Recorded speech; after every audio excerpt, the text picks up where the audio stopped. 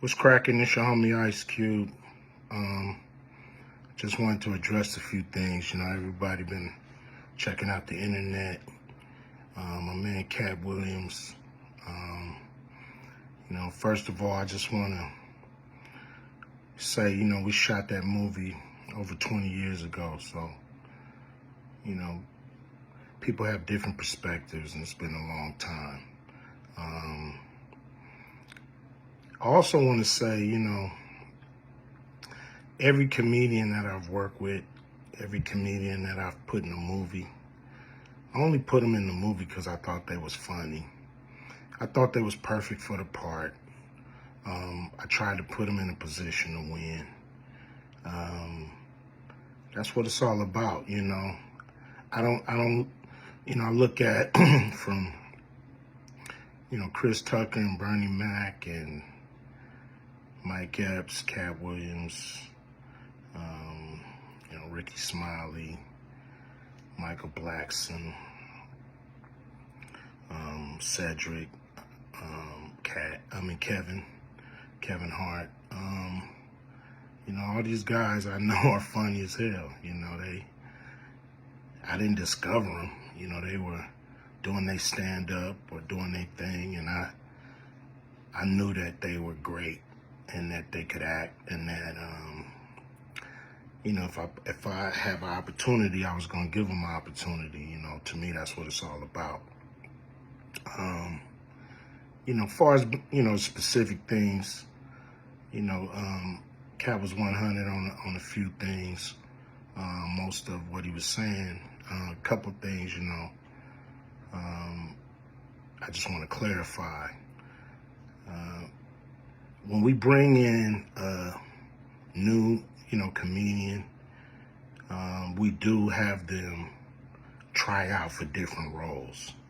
So Ricky did give Money Mike a shot.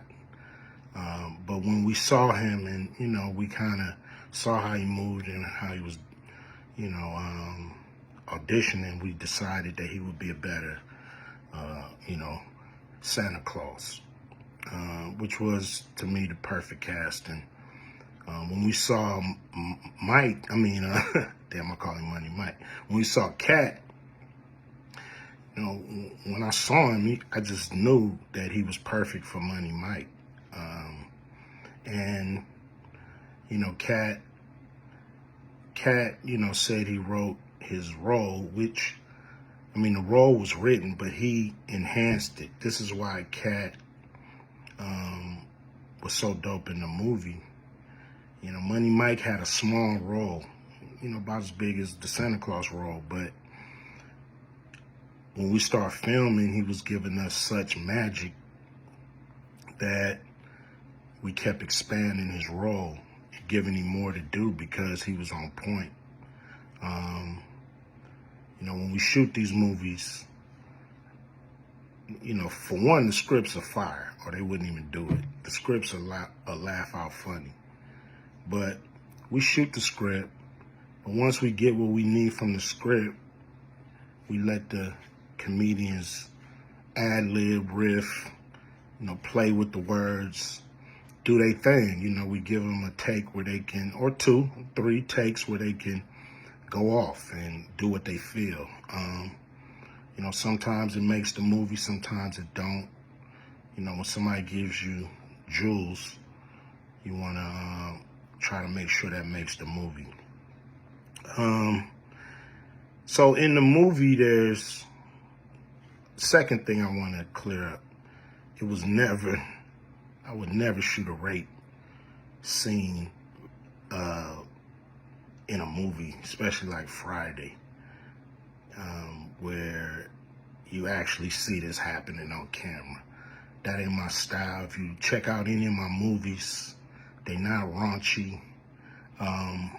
We did a movie called Players Club where the subject matter was a little raunchy, but for the most part, even that, we left it to your imagination. So the only reason that kind of stuff was in the movie is because you have 3 villains in Friday After Next. You have Santa Claus stealing presents. You have Damon, just got out of prison, sweating. Craig and Day for the rent money. And then you have Money Mike, a pimp that treats his woman, like a property. So Craig is always fighting the villains in the movie, from the Joker brothers to Debo.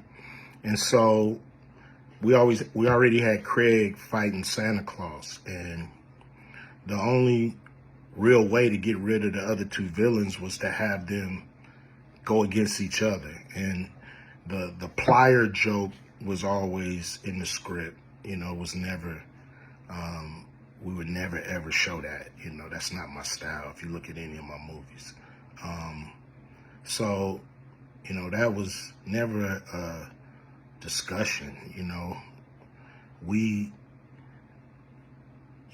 at that point in everybody's career, we would listen to a certain extent, but we wasn't gonna change the movie for any actor. We do what we feel, and if it was a rape scene, it would have been in the movie. There was no reason not to shoot it. But that's not my style. I don't even like that kind of shit in movies, on camera. And so, that was, to me, a little discrepancy there. Katt, he wrote a lot of his part because, like I said, he was giving us jewels, so we were keeping the camera rolling. He was coming off the dome. He was coming prepared every day to steal the show. That was his mission. And, that's what he did, with the movie. And it launched his career, And I'm proud of the movie. I'm proud of all the guys who've, come through, a Q Vision production and went on to do bigger and better things. And look, a lot of people are talking about pay and how much they was paid on these movies that were extremely low budget. Most of these guys work a couple of days, and when you're doing a movie, there's over 100 people working on the movie that need to get paid. Most of them got to get paid every day. And there's pre-production and post-production. Even after you finish with the actors, you got to pay editors and sound people. And my movies are all about quality. So most of the money go up on the screen. I'm not giving you no bullshit. I'm not giving you no low budget, shit you can laugh at because it's so cheap. So, we try to put all the money on the screen. And so any actor that's mad at what they got paid, just look at what you was doing. Look at where your career was at the time. Take a look at where it is now. And Friday has something to do with that, I believe. And I put a lot of people in movies, but they ain't never put me in a movie. So you could take that for what it's worth. You know what I'm saying? I've given a lot of these guys opportunities. And I still act, so I'm waiting for a call. I ain't got to produce everything or write everything. I got love for all the comedians that I've worked with. Got, much love for Katt. He spoke up for me a lot. And I just wanted to be clear and clarify some things. And shit, man. I hope y'all have a good 2024. Yeah.